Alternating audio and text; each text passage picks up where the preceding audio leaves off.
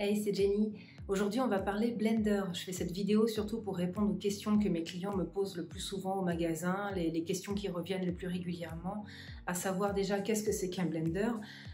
Deuxièmement, comment choisir le bon, parce qu'en rayon, en général, il n'y en a pas que 2 ou 3, donc il y en a tout un rayon, donc va choisir le bon. Et troisièmement, à quoi ça sert concrètement? Qu'est-ce qu'on fait avec un blender? Alors concrètement, un blender, ça sert à mélanger tout ce qui est pâte liquide, etc. Ça sert à piler de la glace, des glaçons.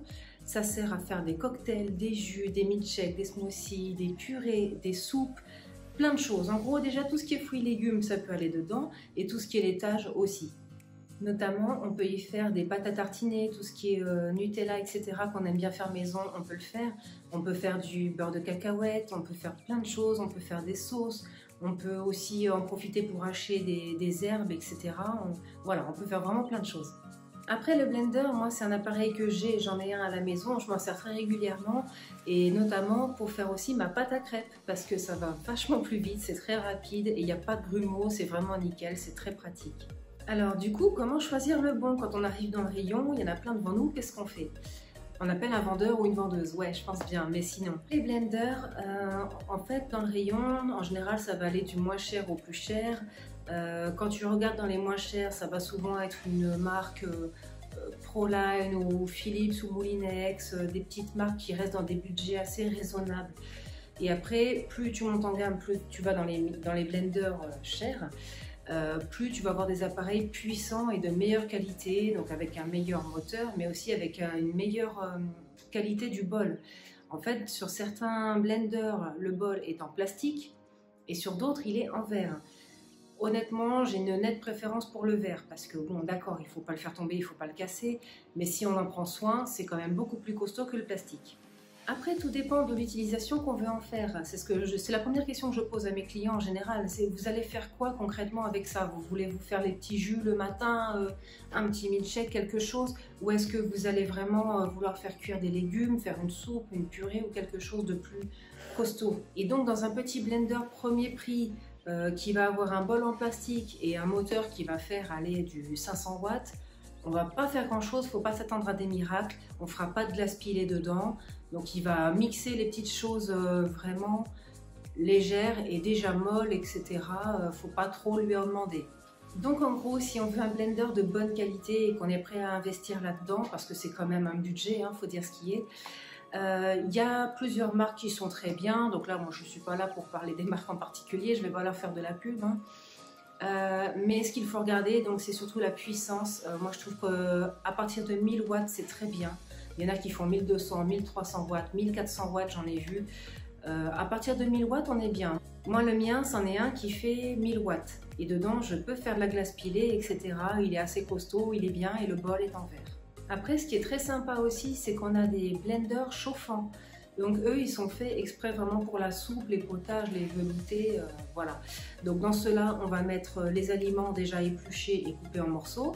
On va y mettre de l'eau ou du bouillon, ce qu'on veut, et on va le laisser faire sa petite popote. Donc c'est lui qui va chauffer, c'est lui qui va mixer, et c'est lui qui va garder au chaud la soupe le temps qu'on ait envie de se servir. Donc ça, c'est vraiment pas mal pour les soupes, etc. On peut même y faire des compotes aussi, voilà, pour les enfants ou pour un dessert, voilà, c'est assez sympa.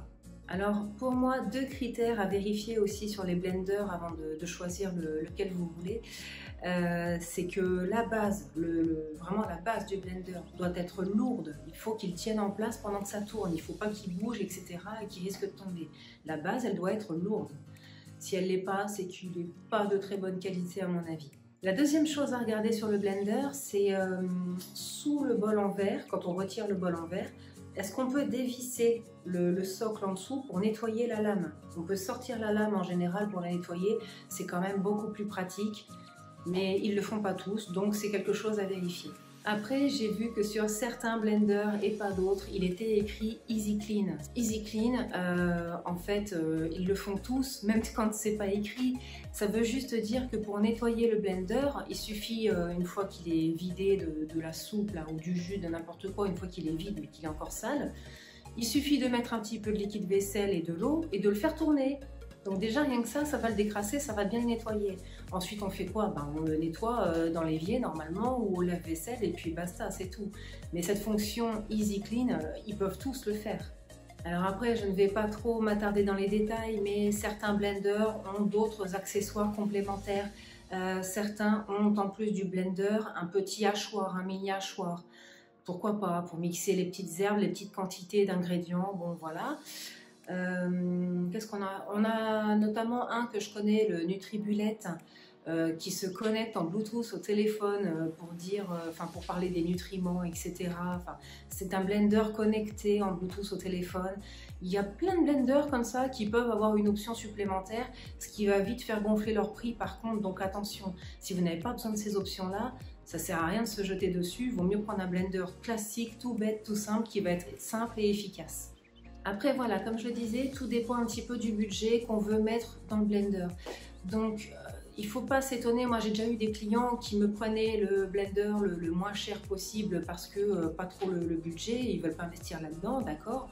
Mais ils ont voulu quand même y faire des choses costauds, des pâtes lourdes, mixer des glaçons, etc.